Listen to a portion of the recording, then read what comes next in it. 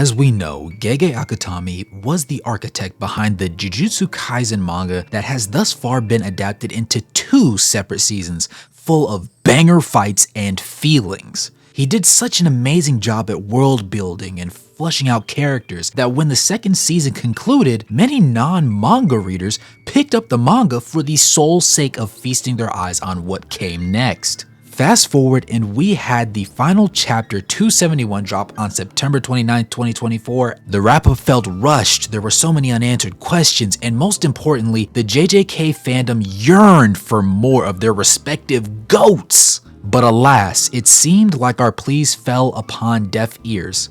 Until there was a special JJK holiday announcement telling us that there would be a release of volumes 29 and 30 of the manga to conclude the manga run with updated ending pages added in, and an announcement on the 3rd season of the anime that fans couldn't wait to get their hands on. But while I will take time out to go over the updated epilogue pages that Gege graced us with, it is time to focus on a more grim and honest part of the mangaka world that has been addressed in his final message to JJK fans. If you're new to the channel and you're into anime, go ahead and drop a like, subscribe, join the Discord, and comment your thoughts below. And without any further ado, grab a snack and get ready to lock in, because it gets really serious really quickly.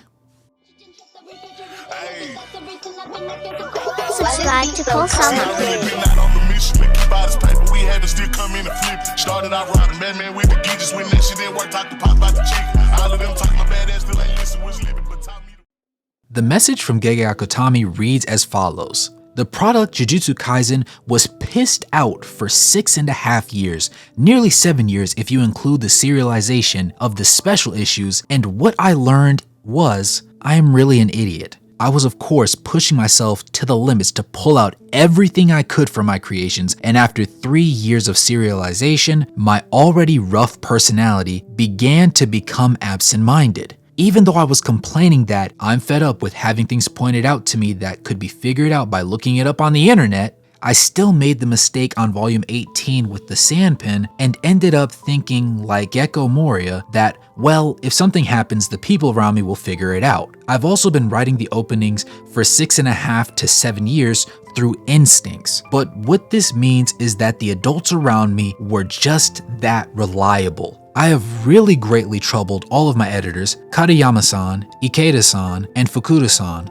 the volume manager Yanagita-san, the designer Ishino-san, and my assistants. Speaking of being a trouble, I believe I put quite a bit of stress every week on the editorial department and everyone at the printers. I really apologize greatly for that. Jujutsu began running with my first editor, Yamanaka-san, and we immediately entered an underground forced labor arc, but he periodically communicated with me. Thank you, and I am grateful for meeting you.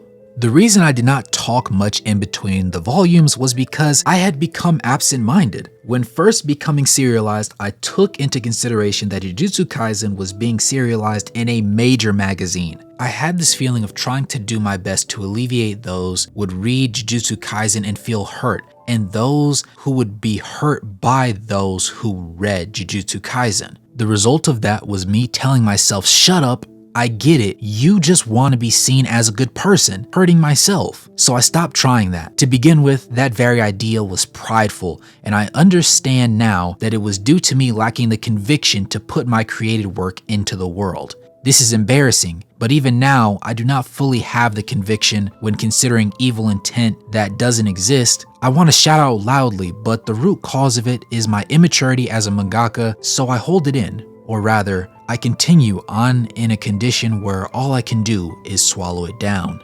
The good thing about Shonen Jump is that the brand image is built not for the creator, but the created work. And so by trusting myself to make it so that readers can read my manga without worry, I will take the lessons from these 7 years to heart, and I want to overcome my problems after this. I have books packed that I bought during serialization, some for study, some just to have around because they might make me smarter. In truth, I do feel they made me smarter just by having them around, even if I didn't read them. It's scary.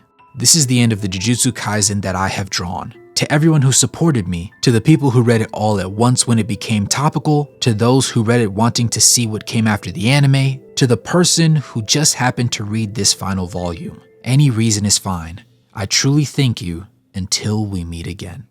To me, this entire thought process is really interesting, and I don't want to harp on it too heavily and allow everybody to have their own thoughts and opinions on it, but it was just interesting to see that the reason why he might have felt such great pressure to appease the readers and the eventual viewers of the anime was because in part due to social media and people finding distaste and having issues with the way he was writing or the way the sketches came out. And part of the reason why the sketches came out the way that they did was because of the harsh deadlines that were being placed on mangakas, especially when it comes to the Shonen Jump magazine. As he said himself in some very nice and fluffed up words, it's not focused on the creator but rather the created works, which works out lovely when you take care and give those people time to create their best work. But when they feel rushed and there's a certain level of expectation for when you have to get things out, a lot of times people's health doesn't get taken into account, whether it be physical or even mental.